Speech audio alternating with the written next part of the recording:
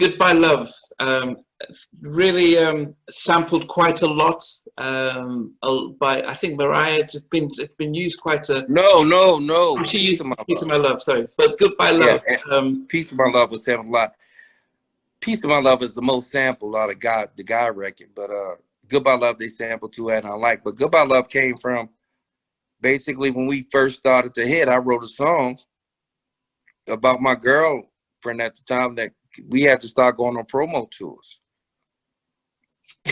And you We would get ready to go. They had already set it up, so we was going on promo tours and we was doing other things. So that song was Goodbye Love.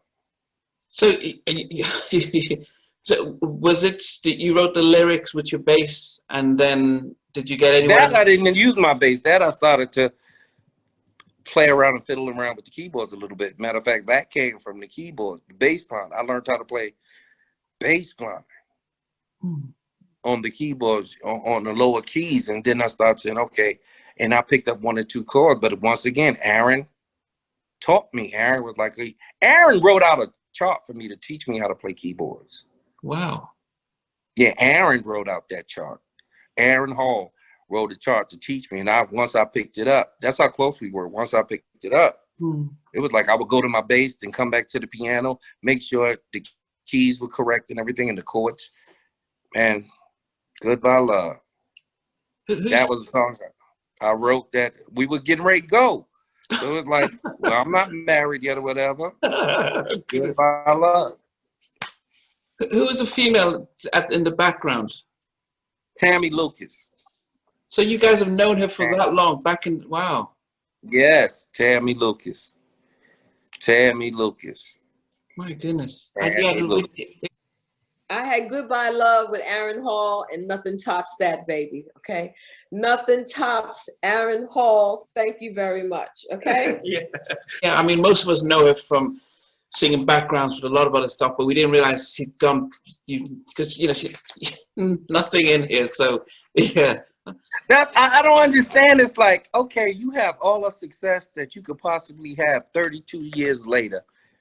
Why are you not?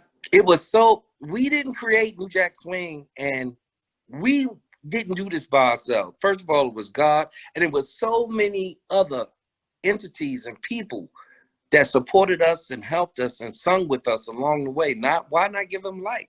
I never understood it. That's why I stayed quiet for so long, because I didn't want to come across as the disgruntled person that got kicked out the group and whatever. I had success on my own. God bless me. I was able to own my own publishing, so I'm good with it.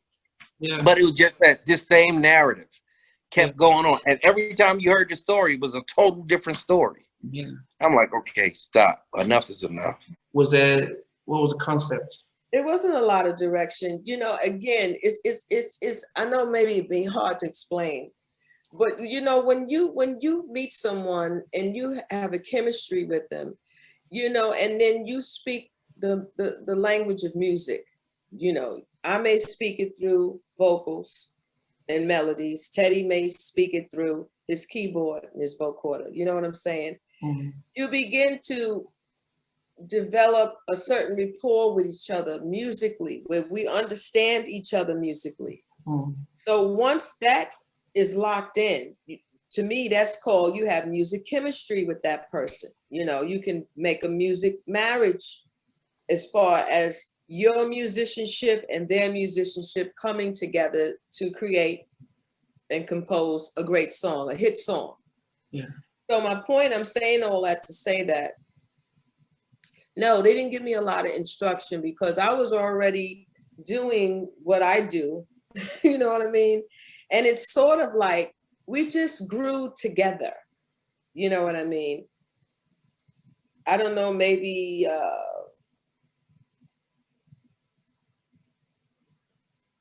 I believe they were supposed to be a duet from the start. So I do believe that I don't remember exactly if he said, "Oh, we're definitely going to do a duet," but it was a duet from the start. I don't know whose idea it was, is what I'm saying. I don't know if it's Aaron's idea or Teddy's idea. I'm not sure. That part I'm not sure about. And so you don't sing it to each other, or singing, or how you record? He records his vocals and you join in. We both went to the recording studio. We went to Tony Bennett's son's recording studio in New Jersey, and Gene Griffin was there, and he recorded his part. I recorded my part, and that's how we did it. I mean, you know, we were both familiar with, you know, that type of you know, that technique in R&B singing where you ad lib to each other, or you call and answer back. We were both, you know, already familiar with that. So yeah. How did it feel when you listened to the final product? I mean, it's one of my favorite songs. It's a pity they didn't release it as a single, but we loved it. And then, you know, it was another situation where I believe some of my vocals were turned down. Oh, there's supposed to be more. I believe there was supposed to be more. I'm not sure that the version that's out now, I think you're hearing all of them now. Because on the actual Guy album, you don't hear them all. Oh. Matter of fact, I don't think you hear me on the Guy album at all on Goodbye Love, do you? The only part you hear is Baby Don't Go, I believe.